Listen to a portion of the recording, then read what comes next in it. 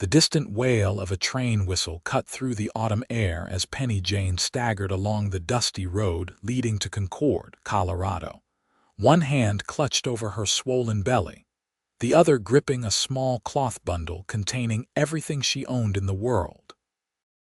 Blood trickled down her leg, mixing with the dirt on her tattered dress, not from the baby, still months away from entering this world, but from the fresh bruises blooming across her skin.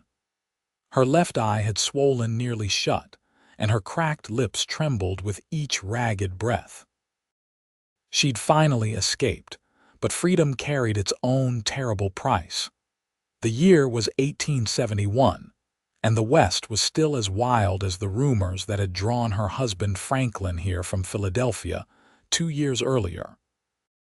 Franklin, whose charming smile had won her heart, whose gentle touch had turned to violence within weeks of their wedding, and whose rage had only intensified when he discovered she was carrying his child.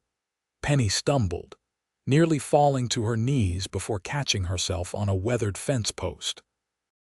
Concord appeared before her, a collection of wooden structures straddling the railroad tracks that had brought prosperity to this corner of Colorado territory. The sun was setting, casting long shadows across the main street, and she knew she needed shelter before nightfall. But who would take in a beaten woman, 5 months pregnant and penniless? "Whoa there, miss," a deep voice called out. Penny startled, instinctively raising her arms to protect her face, a habit formed from too many sudden movements ending in pain. "I ain't gonna hurt you," the man said, his voice softening. He rode a sturdy chestnut mare, his tall frame silhouetted against the darkening sky. "You look like you could use some help." "I don't need charity," Penny replied, her voice barely above a whisper, pride being the only thing she had left. The man dismounted with the fluid grace of someone who'd spent most of his life on horseback. His face was partially obscured by the shadow of his wide-brimmed hat, but she could see concern etched into his weathered features. "Name's Owen Tucker," he said, keeping a respectful distance. "I run the Tucker Ranch just outside town, and offering help to someone in need ain't charity, madam. It's what decent folks do." Penny's legs finally gave out and she sank to the ground, dust billowing around her torn skirts. Owen moved forward then, careful to telegraph his movements. "May I?" he asked, gesturing toward her. She nodded, too exhausted to resist any longer. Owen crouched beside her, and for the first time, Penny looked directly into his face. He was younger than she'd initially thought, perhaps 30, with kind eyes the color of a summer sky and a jaw shadowed with several days' worth of beard. "I need to get you to a doctor," he said, his gaze taking in her injuries. "No," panic seized her. "No doctor, he'll find me." Owen's expression hardened. "Who did this to you, madam?" "My husband," Penny whispered, the admission burning her throat. "He'll kill me if he finds me." Owen was silent for a long moment, his eyes drifting to her swollen belly. Understanding dawned on his face, followed by something else, a fierce protectiveness that should have frightened her, but somehow made her feel safer than she had in years. "Well, he ain't gonna find you," Owen said finally, his tone brooking no argument. "Can you stand?" With Owen's careful assistance, Penny rose to her feet. He helped her onto his horse before mounting behind her, one arm securely around her waist, mindful of her condition. "I'm taking you to my sister's place," he explained as they rode toward town. "Martha's the closest thing Concord has to a proper nurse. She can tend to those cuts without asking too many questions." Penny leaned back against his solid chest, too weary to maintain her guard. "Why are you helping me? You don't know me." She felt rather than saw his shrug. "Don't need to know you to know what's right, madam." "Penny," she murmured. "My name is Penny Jane." "Well, Miss Penny Jane," Owen said, his voice rumbling through her, "let's get you somewhere safe." Martha Tucker lived in a modest house at the edge of town. She was a handsome woman in her late 30s, with the same striking blue eyes as her brother and a no-nonsense manner that immediately set Penny at ease. "Land's sakes, Owen, what have you brought me this time?" Martha exclaimed when they arrived, but her practiced hands were already guiding Penny toward the kitchen table. "She needs help, Marty," Owen said simply. That was all Martha needed to hear. She sent Owen outside while she examined Penny's injuries, clucking sympathetically at each newly revealed bruise. When she checked the baby, pressing gently on Penny's abdomen with experienced fingers, she smiled. "Your little one's got a strong heartbeat," Martha said. "But you need rest and proper food if you're going to keep this child healthy." "I don't have anywhere to go," Penny admitted, tears finally spilling down her cheeks. "He'll find me in town." Martha exchanged a look with Owen, who had been allowed back in once Penny was decent again. "The Line Shack," Owen suggested. "It's on the far edge of the ranch. Nobody would think to look for her there." "It's barely fit for winter storage, let alone a pregnant woman," Martha protested. "I can fix it up," Owen countered. "It's shelter, it's hidden, and it's far enough from town that her husband won't stumble across her." "I could work," Penny offered quickly. "I can cook and clean. I'm not afraid of hard work." Owen shook his head. "In your condition, absolutely not." "Owen," Martha began, but he cut her off. "I won't turn away someone in need, Marty. You know that." Martha sighed deeply. "Fine. But she stays here tonight. You can get the shack ready tomorrow." That night, Penny slept in a real bed for the first time in months. Despite her exhaustion, she woke frequently, startled by unfamiliar shadows and convinced she heard Franklin's heavy footsteps approaching.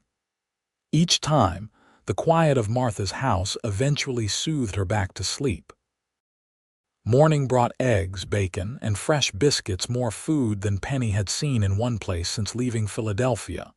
She ate cautiously, afraid her shrunken stomach might reject such bounty. "Eat slow but steady," Martha advised, refilling Penny's coffee cup.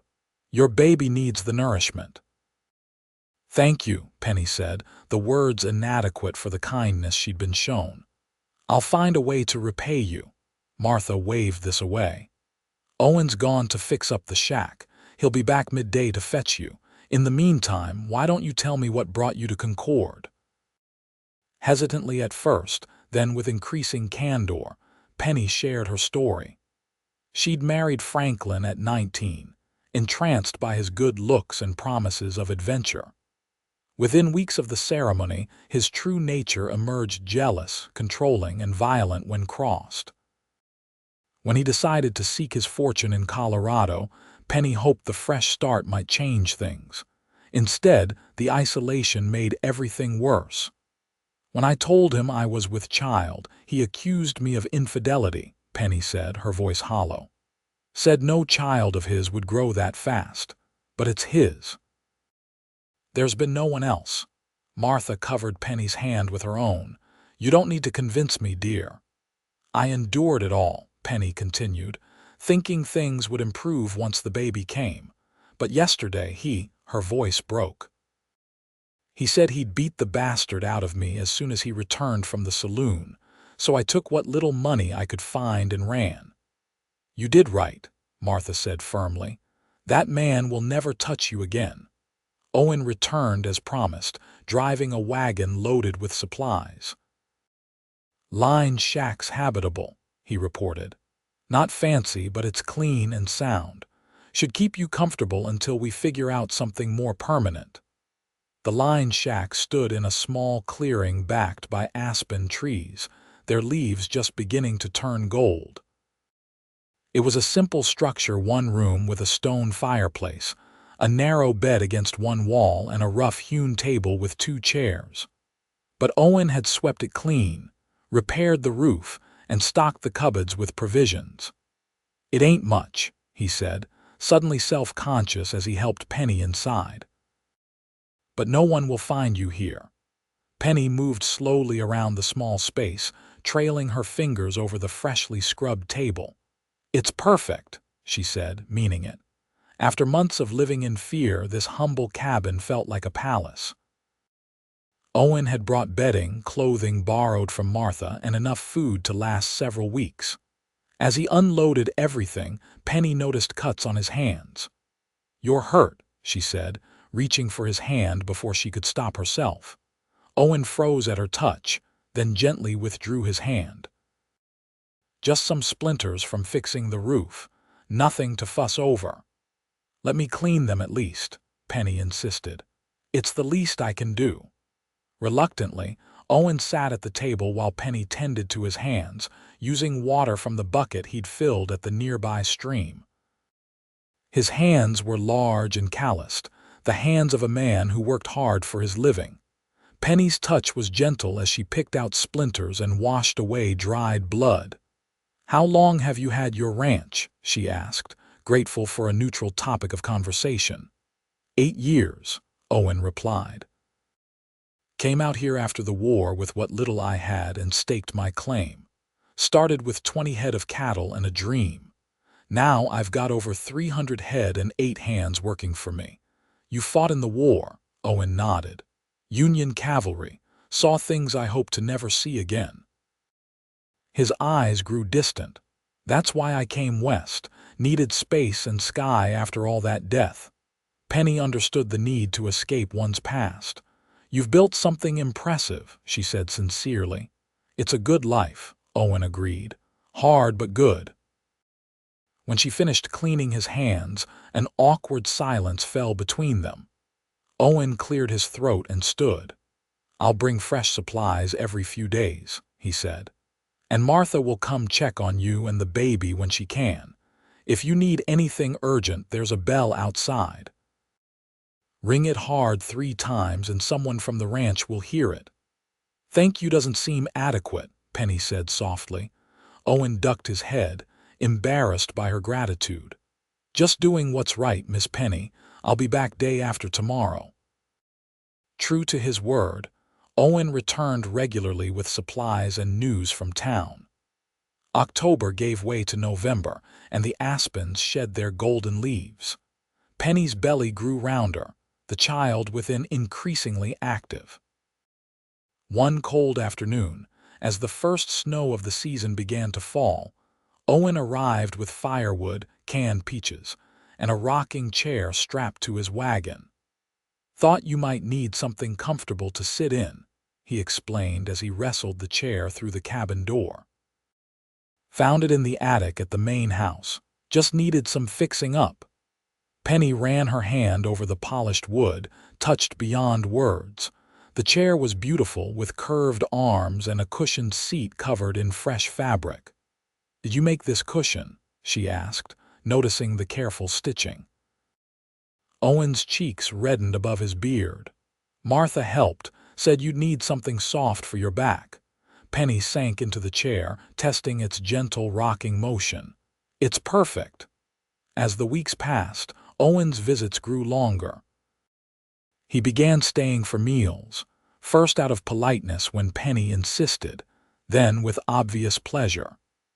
She found herself looking forward to his arrival, preparing her best dishes from the limited supplies available.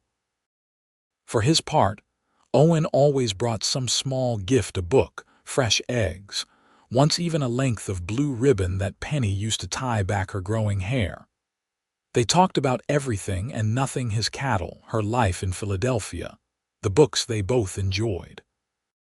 She learned he'd taught himself to read during quiet nights on the war front, and he discovered her passion for sketching, a hobby long discouraged by Franklin. The next time Owen visited, he brought paper and charcoal. "Thought you might like to draw again," he said casually, as if it were a small thing and not a treasure beyond measure. That night after he left, Penny sat by the fire and sketched Owen's profile from memory: the strong line of his jaw, the gentle curve of his mouth, the way his eyes crinkled at the corners when he smiled. When she realized what she'd done, she quickly threw the drawing into the fire, watching the paper curl and blacken. She had no business thinking of Owen Tucker that way. She was married, pregnant with another man's child, and broken in ways she could hardly name. Owen deserved better than the complications she would bring to his life, but despite her best efforts, Penny found her heart opening like a flower turning toward the sun. Owen was everything Franklin was not: gentle, honest, respectful. He never raised his voice, never made her feel small or afraid, never touched her without clear permission.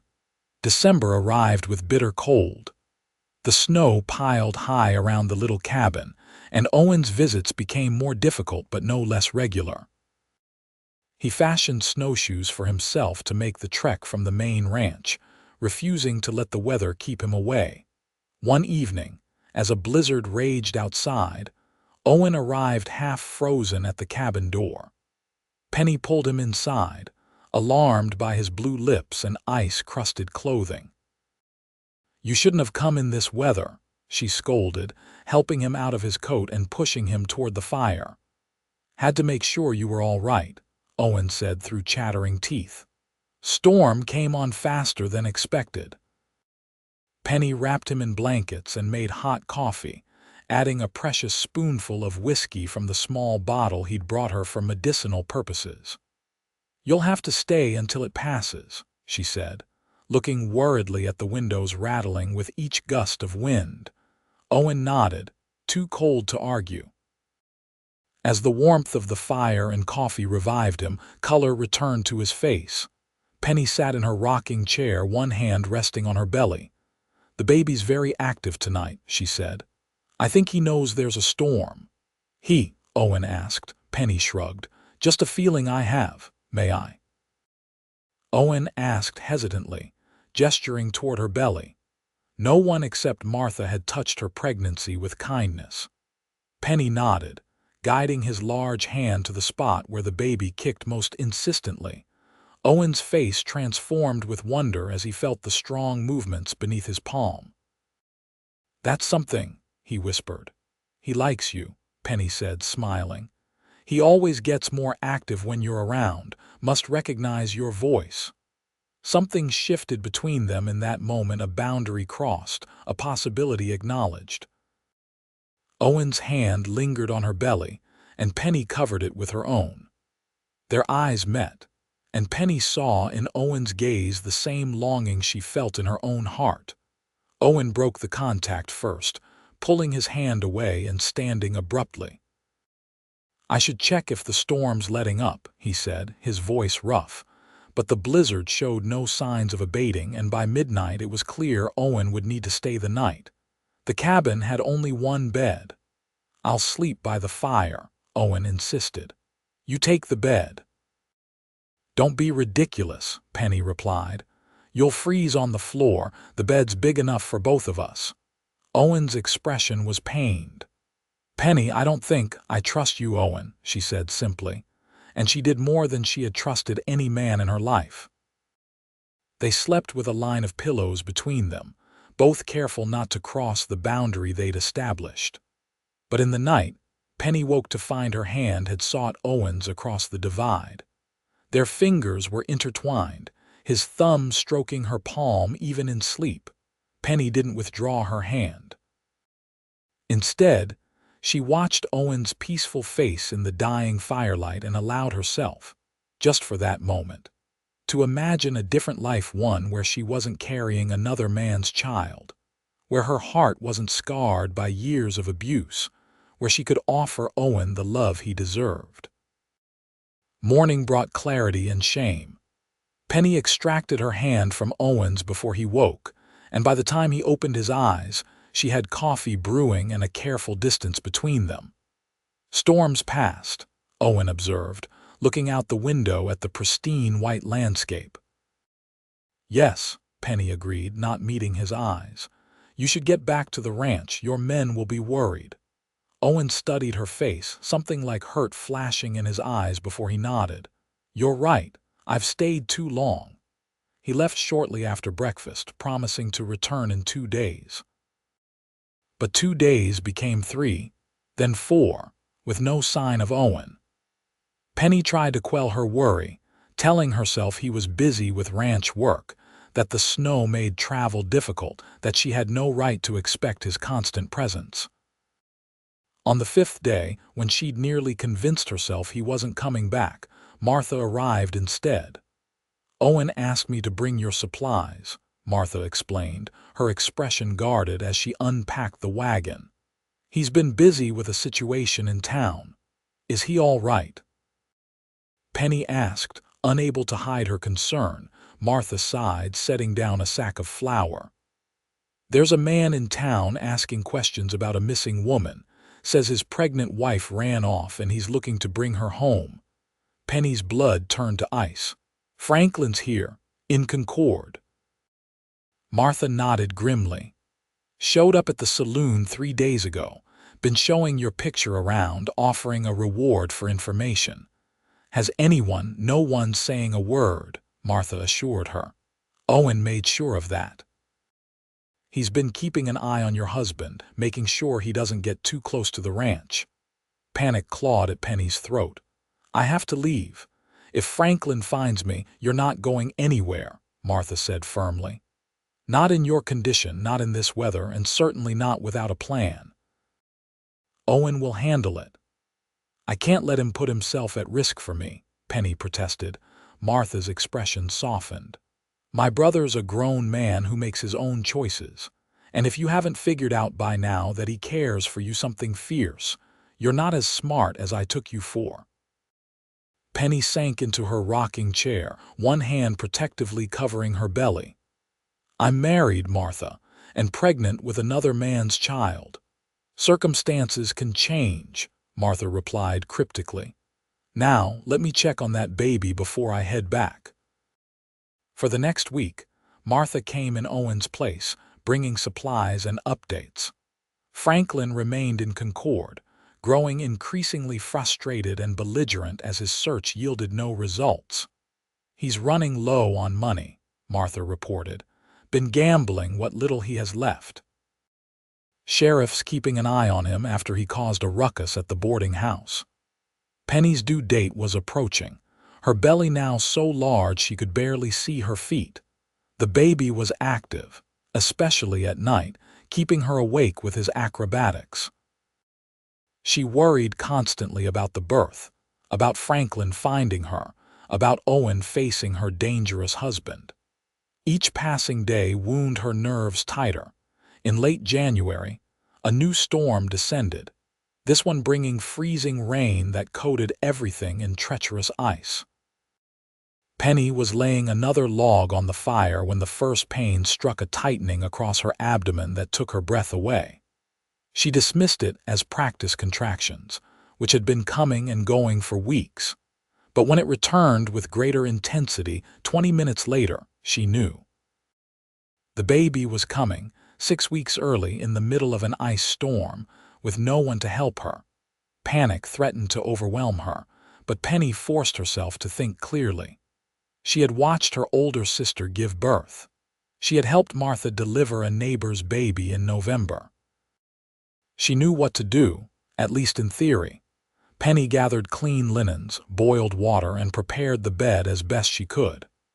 When the next contraction came, she gripped the edge of the table and breathed through the pain, counting the seconds until it passed. They were still far apart. She had time. The bell. She should ring the bell to summon help from the ranch. Penny struggled into her coat and opened the door, only to find the bell encased in a thick layer of ice. She tried to break it free, but the frozen metal refused to budge. Defeated, she returned to the warmth of the cabin, praying someone would come check on her before the baby arrived. Hours passed. The contractions grew closer together and more intense. Penny paced the small cabin, stopping to breathe through each wave of pain. As darkness fell, the reality of her situation became clear. She would be giving birth alone. The thought brought unexpected calm. She had survived Franklin's worst. She could survive this. By midnight, Penny's waters had broken, and the contractions were coming every few minutes. She arranged herself on the bed, propped up with pillows, a clean knife and twine ready beside her. When the urge to push became overwhelming, she bore down with all her strength, crying out against the burning pressure. The sound of the door flying open barely registered through her pain. Then Owen was beside her, his face pale with shock and concern. "Penny," he exclaimed, quickly assessing the situation. "How long have you been in labor?" "All day," she gasped between contractions. "The baby's coming now." Owen removed his coat and rolled up his sleeves.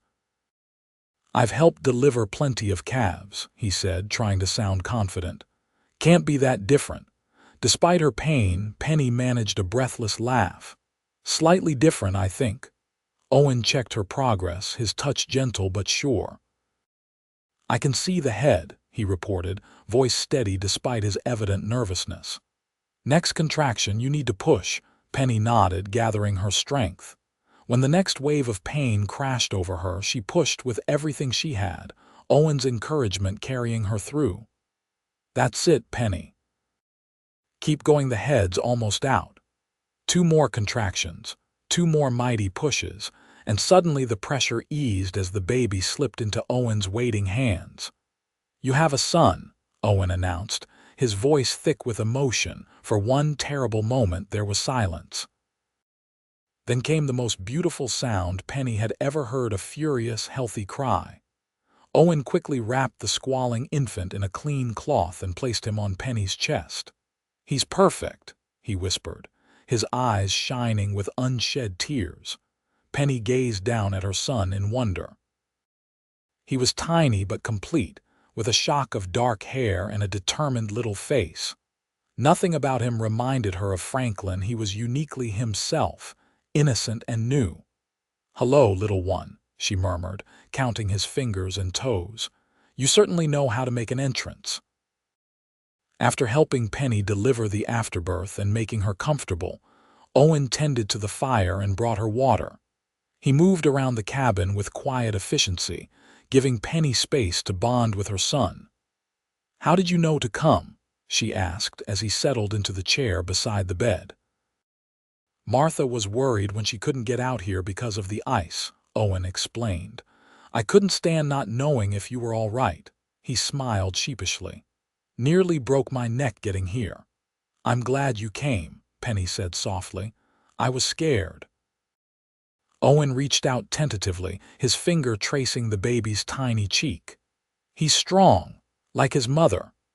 The baby chose that moment to open his eyes, revealing dark blue irises that blinked solemnly up at them. "What will you name him?" Owen asked. Penny hesitated. She had considered many names over the months of her pregnancy, but had settled on none. "I'm not sure yet." They sat in comfortable silence, watching the newborn's face as he drifted to sleep. Outside, the ice storm continued, but inside the cabin, a new kind of peace had settled over Penny. For the first time since fleeing Franklin, she felt not just safe but hopeful. "I was afraid," she admitted softly, "that when he was born I might see Franklin in him, that I might not be able to love him properly because of it." Owen's expression was serious. "And now?" "Now I see only himself," Penny said, smiling down at her son. "He's his own person, not defined by where he came from." "This baby will only know love," Owen declared, his voice firm with conviction. "Whatever happened before, whatever his father did, none of that matters. From this day forward, he'll know nothing but kindness and care." Tears welled in Penny's eyes at Owen's words. "Thank you," she whispered. "For what?" "For helping me. For seeing us as worth saving." Owen's expression softened. "Penny Jane, you saved yourself." "All I did was offer a hiding place." "You did more than that," she insisted. "You showed me that not all men are like Franklin, that kindness exists without conditions." Owen looked away, a muscle working in his jaw. "I should be honest with you," he said after a moment. "My kindness toward you hasn't been without selfish thoughts. I've grown to care for you more than I should, given your situation." Penny's heart quickened. "Owen, no, let me finish," he interrupted gently. I know you're married. I know you're just beginning a new life with your son. I'm not asking for anything. I just wanted you to know that if circumstances were different, Franklin came to the ranch," Penny blurted out. Owen stared at her, momentarily confused by the change in subject. "What? When?" "2 days ago," Penny explained. "Martha told me. She didn't want me to worry, but I overheard her talking to one of your ranch hands when she thought I was napping." Owen's expression darkened. "I'll deal with him." "No," Penny said firmly. "I've been hiding long enough. This is my problem to solve." "Penny, you just had a baby, and I will protect him with my last breath," she declared. "But I can't spend the rest of my life looking over my shoulder. Franklin needs to understand that I'm never coming back." "What are you saying?" Penny took a deep breath. "When I'm strong enough to travel, I want to go into town. I want to face Franklin directly with the sheriff present." Owen shook his head. "It's too dangerous. Franklin's violent, unpredictable." "Exactly why this needs to end," Penny argued. "I refuse to let my son grow up in hiding." Owen studied her face, seeing the determination there. "You're the most courageous woman I've ever known," he said finally, "but I won't let you face him alone." "I was counting on that," Penny admitted with a small smile. The baby stirred against her chest, his tiny mouth working in hunger. As she adjusted her nightgown to feed him, Owen respectfully turned away. "I think I'll name him Samuel," Penny said softly. "It means God has heard, because someone finally heard my prayers for deliverance." "Samuel," Owen repeated. "It suits him." Owen stayed 3 days, sleeping in the chair by the fire while Penny and Samuel recovered. He chopped wood, cooked meals, and even helped with the baby, his large hands surprisingly gentle as he learned to change swaddling cloths. On the 4th day, when the ice had melted enough for safe travel, Martha arrived with the wagon. "Lord have mercy," she exclaimed when she saw the baby. "When did this happen?" "During the worst of the storm," Owen explained. "Good thing I decided to check on her." Martha examined both mother and child with professional care. "He's small but healthy," she pronounced. "And you're healing well, Penny. Another week of rest and you should be strong enough to travel." "Travel?" Owen questioned. Penny nodded. "I've decided to go to town, Martha. To end this situation with Franklin once and for all." Martha looked alarmed. "That's madness, girl. That man would sooner kill you than let you go." "Not if the law's on my side," Penny replied, "and not if I have witnesses to his abuse." A week later, bundled against the winter cold, Penny rode into Concord in Owen's wagon, little Samuel securely strapped to her chest in a sling Martha had fashioned. Owen drove, his rifle within easy reach, his expression set in grim determination. The town had grown since Penny had last seen it in October. New buildings lined the main street, and the railroad station bustled with activity. They headed directly to the sheriff's office, a small wooden structure next to the town jail. Sheriff Miller was a weathered man in his 50s with shrewd eyes and a no-nonsense manner. He listened carefully as Penny recounted her marriage to Franklin, the escalating abuse, and her flight to save herself and her unborn child. She showed him the faint scars that remained from the worst of Franklin's beatings. "Your husband's still in town," the sheriff confirmed when she finished her story. "Been making quite a nuisance of himself at the saloon. I've had to lock him up twice for disorderly conduct." "I want to file for divorce," Penny stated firmly, "and I want protection from him until I can leave Concord." Sheriff Miller scratched his chin thoughtfully. "Divorce ain't easy to come by, especially for a woman, but with evidence of abuse." He glanced at Owen. "You willing to testify to her condition when she arrived?" Owen nodded without hesitation. "Yes, sir, and my sister Martha can confirm the extent of her injuries." "All right," the sheriff decided. "I'll have Franklin brought in. Mrs. Jane, you'll wait in the back room with your baby." Mr. Tucker can stay with you. I'll speak to your husband first, see if he's amenable to signing divorce papers without a fuss.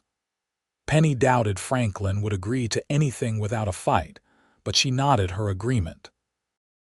The sheriff led them to a small room behind his office, promising to return once Franklin was in custody. An hour passed in tense silence. Samuel slept peacefully, unaware of the drama unfolding around him. Penny paced the small room, jumping at every sound from the street. Owen watched her with concern. "It's not too late to change your mind," he said softly. "We could leave now, head for Denver or even California." Penny shook her head. "I need to face him, Owen. I need to stand my ground, or I'll be running forever." The sheriff's return interrupted their conversation. His expression was troubled. "Franklin Jane's not at the boarding house or the saloon. According to the bartender, he left town on the morning train 3 days ago." Relief and disappointment warred within Penny. "Did he say where he was going?" "Back east, apparently. Left quite a few unpaid debts behind." Sheriff Miller handed Penny a folded paper. "Found this in his room. It's addressed to you." With trembling fingers, Penny unfolded the note. The handwriting was unmistakably Franklin's, the words scrawled in haste. "Penny, I know you're hiding somewhere in this God-forsaken town. I've wasted enough time looking for you. If you and the bastard child are still alive, consider yourself lucky. Don't try to find me. I've found a new life where I won't be burdened by a wife or unwanted brat. F.J." Penny read the note twice, her hand steady even as tears threatened. She passed it to Owen, who read it with darkening expression. "Good riddance," he muttered, handing the paper to the sheriff. Sheriff Miller skimmed the contents. "Well, that's as clear an abandonment as I've ever seen. Under Colorado territory law, that's grounds for divorce. I'll file the paperwork today. Might take a few months to be finalized, but with this evidence, I don't foresee any problems." "Thank you," Penny said, the full weight of her freedom finally sinking in. Outside the sheriff's office, Penny took her first deep breath as a soon-to-be unmarried woman. The winter sun felt warmer somehow, the future suddenly wide open with possibilities. "What will you do now?" Owen asked as he helped her back into the wagon. Penny looked down at Samuel, still sleeping in his sling. "Find work, I suppose. Save enough to rent a small place in town." "You could stay at the ranch," Owen suggested hesitantly. "Not in the line shack. There's a cottage near the main house that my foreman used to occupy before he built his own place. It needs some fixing up, but it would be yours for as long as you need it." Hope fluttered in Penny's chest, but caution tempered it. "I couldn't accept charity indefinitely, Owen. I need to support myself and Samuel." "It wouldn't be charity," Owen insisted. "Martha could use help with her midwifery practice. She's been saying so for months. And there's always work at the ranch for someone willing to cook for hungry cowboys." The offer was tempting: safety, community, honest work, and proximity to Owen, though Penny wasn't ready to examine that particular motivation too closely. "I'll think about it," she promised. As winter gave way to spring, Penny and Samuel settled into the cottage on Tucker Ranch. True to her word, she worked alongside Martha, learning the art of midwifery while helping with births throughout the county. When she wasn't assisting Martha, she cooked for the ranch hands, her meals quickly becoming legendary among Owen's men. Samuel thrived, growing from a tiny newborn into a chubby, cheerful baby. He had Penny's green eyes and curious nature, delighting in the world around him. The ranch hands doted on him, bringing him small carved toys and taking turns holding him while Penny worked. Owen was a constant presence in their lives, stopping by the cottage daily with fresh milk from the dairy cow or just to spend time with them. He taught Samuel to smile, then to laugh, treasuring each milestone as if the child were his own. Penny's divorce was finalized in May, the papers arriving by post from Denver along with news that Franklin had been seen boarding a ship for Europe. The sheriff assured her that as far as the law was concerned, she was free to use her maiden name and live as she pleased. That evening, Owen invited Penny to dinner at the main house, just the two of them, with Martha watching Samuel. He'd cleaned up for the occasion, his usually wild hair tamed and his beard trimmed neatly. "You look handsome," Penny observed as he held out her chair at the dining table. Owen's ears reddened. "And you look beautiful," he replied, his voice sincere. "Motherhood agrees with you." He'd prepared a simple but delicious meal: roast beef, potatoes, and fresh vegetables from the kitchen garden. They ate by lamplight, talking easily about ranch matters and Samuel's latest achievements. When the meal was finished, Owen seemed suddenly nervous, fidgeting with his coffee cup. "Penny," he began, then stopped, clearing his throat. "I've been wanting to say something for some time now, but it never seemed the right moment." Penny's heart quickened. "What is it, Owen? These past months, having you and Samuel here, it's brought a joy to my life I never expected to find." He met her eyes directly. "I've grown to love your son as if he were my own, and I've loved you since that first day when you stood in the road, battered but unbroken." Tears sprang to Penny's eyes. "Owen, I'm not asking for an answer now," he hastened to add. "I know you've been through more than any woman should bear.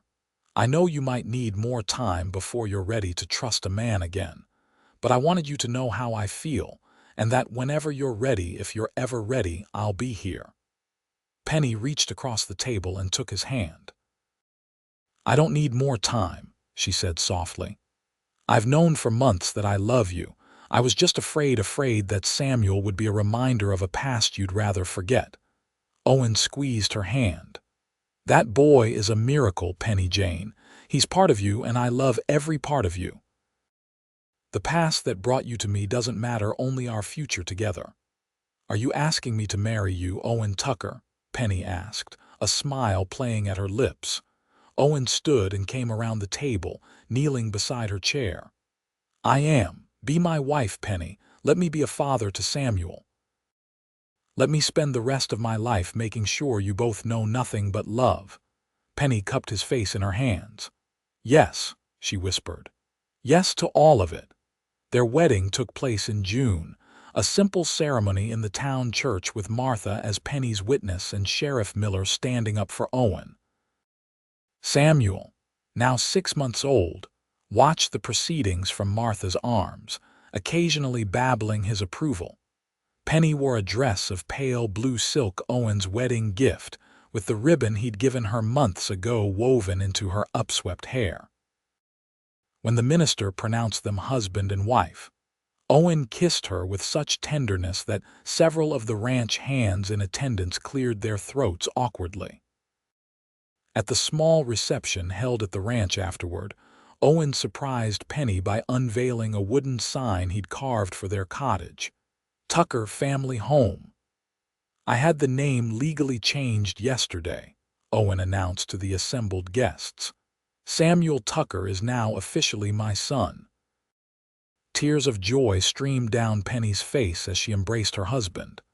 "You've given us both a new beginning," she whispered. "How can I ever thank you?" Owen smiled, stroking Samuel's soft cheek. "You already have, my love, you already have." Their first year as a family passed in a blur of hard work and happiness. The ranch prospered, allowing Owen to hire more hands and spend more time with Penny and Samuel. Penny's midwifery practice grew, earning her respect throughout the county. Samuel took his first steps in the ranch yard, surrounded by cheering cowboys who had appointed themselves his honorary uncles. On a warm summer evening, as they sat on the porch of their cottage watching the sunset, Penny rested her head on Owen's shoulder. "I have something to tell you," she said quietly. Owen turned to look at her, eyebrows raised in question. "What is it, love?" "I visited Martha today," Penny continued, a smile spreading across her face. "She confirmed what I've suspected for a few weeks now. We're going to have another baby." Joy illuminated Owen's features. He gathered Penny into his arms, laughing with delight. "Another baby. Samuel will have a brother or sister. You're happy then?" Penny asked, though she already knew the answer. "Happy doesn't begin to describe it," Owen replied, placing a hand reverently on her still flat stomach. "Our family is growing." From inside the cottage came Samuel's demanding cry, awake from his nap and ready for attention. Owen helped Penny to her feet, and together they went to tend to their son. As Penny watched Owen lift Samuel high in the air, the boy's laughter ringing like bells, she marveled at how completely her life had transformed. From darkness to light, from fear to love, from isolation to family, the journey had been arduous, but the destination was worth every painful step. Their second child, a daughter they named Hope, was born the following spring, with Martha attending the birth and Owen pacing anxiously outside the bedroom door until he was called in to meet his daughter. Unlike Samuel's dramatic arrival, Hope entered the world peacefully, with the first wildflowers blooming across the Colorado countryside. Samuel, now a toddler with his mother's green eyes and his adopted father's gentle nature, peered curiously at his baby sister. "Mine?" he asked, pointing at the swaddled infant. "Yes, little man," Owen answered, ruffling the boy's dark curls. "She's ours to love and protect." As the years passed, the Tucker family grew and thrived. A second son joined them 2 years after Hope, followed by twin girls when Samuel was 7. The original cottage expanded to accommodate their growing family, with Owen adding rooms as needed, always with his own hands. Samuel grew into a thoughtful young man who shared Owen's love of ranching and Penny's compassionate heart. Though he eventually learned the truth of his birth, Penny and Owen had agreed never to keep secrets from their children. It changed nothing about his devotion to the father who had chosen him. "Blood doesn't make a family," Owen often told his children. "Love does." On the 20th anniversary of the night Owen had helped bring Samuel into the world, the entire Tucker clan gathered for a celebration at the ranch. Samuel, now a handsome young man of 20, proposed a toast to his parents. "To the bravest woman I know," he said, raising his glass to Penny, her beauty undimmed by the years, "and to the man who taught me that courage isn't about physical strength, but about the strength of one's heart." Across the table, Owen's eyes met Penny's, still filled with the same devotion that had sustained them through 2 decades of marriage. "This family will only know love," he'd promised on the night of Samuel's birth. And so it had been, and so it would always be.